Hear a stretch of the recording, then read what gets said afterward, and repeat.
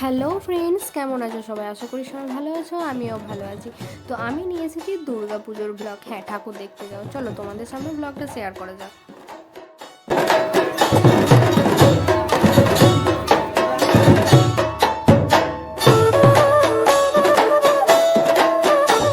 অনেকটা বড় লাইন পড়ে গিয়েছিল, তাই আমাদেরকে লাইনে দাঁড়িয়ে থাকতে হয়েছিল। প্রচণ্ড পরিমাণে বোরিং হয়ে গিয়েছিলাম।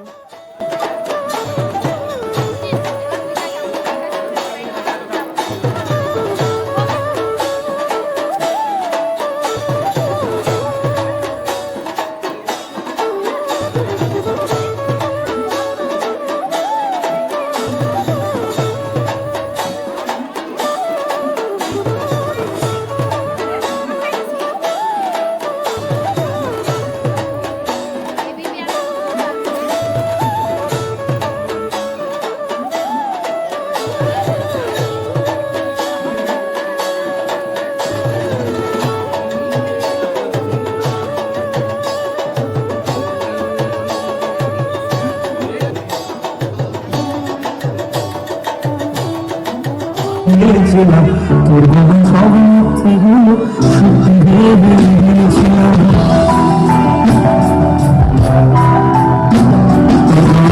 দিয়ে ইচ্ছেগুলো তোর সাথে দিয়েছিলাম তোর বাবা সব মিথ্যেগুলো সত্যি দিয়ে দিয়েছিলাম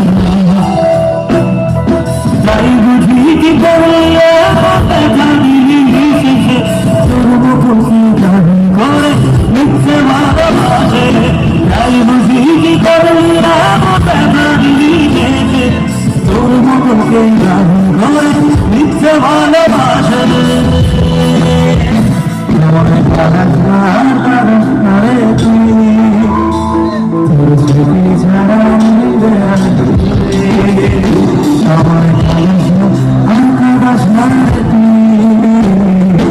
স্মৃতি ছাড়া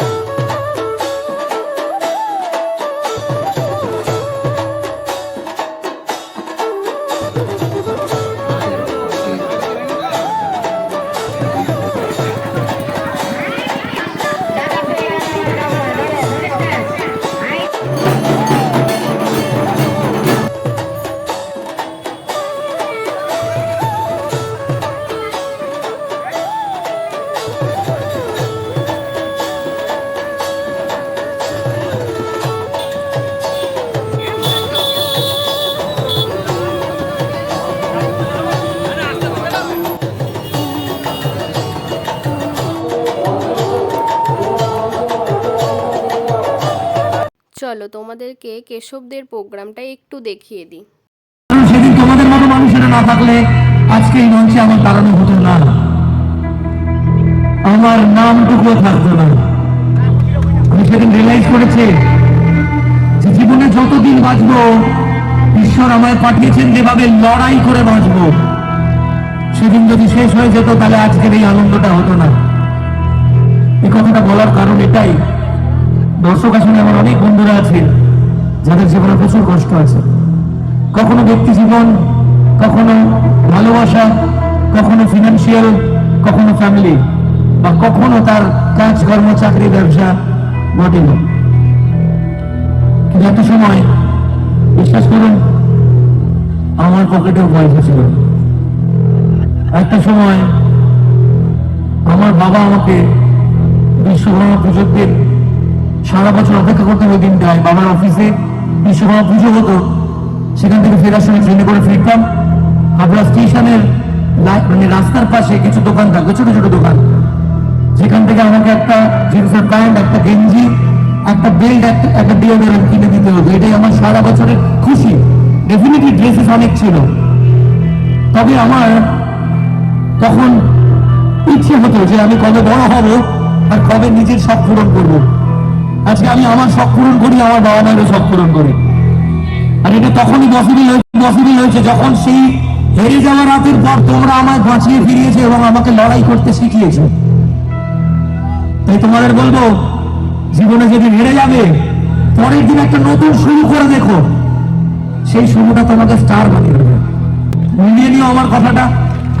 যেদিন মনে হবে আমার লাইফে এই কাজটাতে ফুল স্টপ, আর দুটো ডট টেনে টুটি কন্টিনিউ করে দেখো, নতুন যে সকালটা তোমার জন্য আসবে সেই সকালটা অনেক সুন্দর। কারণ এই কঠিনতম রাতটা আসে বলে পরের দিনে সকালের গুরুত্ব থাকে, অন্ধকার সময় যদি না আসতো আলোর গুরুত্ব থাকতো না। তাই খারাপ সময় আসবে যেমন, তার 10 গুণ ভালো সময় আসবে, এটা মাথায় নিয়ে আমরা আমাদের জীবন থেকে হারিয়ে দেওয়া মুহূর্তগুলোকে বলবো, কাদাস না আর কাদাস না রে তোর স্মৃতি ছাড়া নেই আমার কিছু। ওরে প্রিয়া, ওরে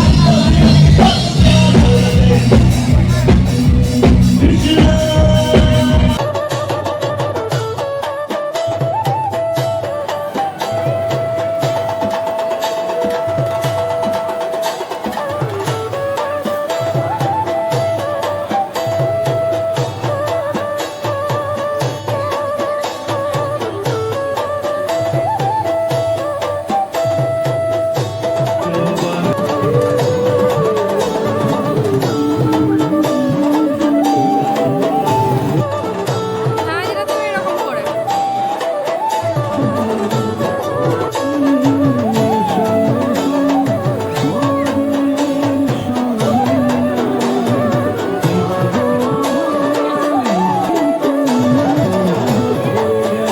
হ্যালো ফ্রেন্ড, আমার ভিডিওটা ছিল এই পর্যন্তই। তো তোমাদের কেমন লাগলো ভিডিওটি? ভালো লাগলে কমেন্ট করো, লাইক করো, শেয়ার করো, সাবস্ক্রাইব করো। Bye bye.